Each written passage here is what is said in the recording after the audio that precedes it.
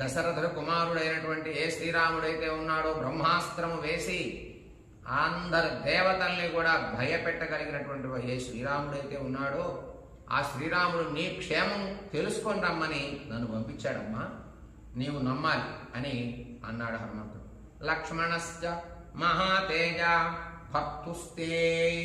భర్తుస్తే అనుచర ప్రియ కృతవాన్ శోక సంతప్త శిరసాతే అభివాదనం.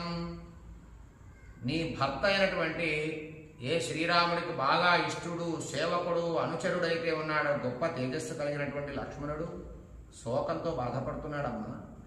శిరస్సు వంచి నీకు నమస్కరించమన్నాడు, నీకు అభివాదం చేస్తున్నాడమ్మా లక్ష్మణుడు. కృతవాన్ శోక సంతప్త, బాధపడుతున్నాడు.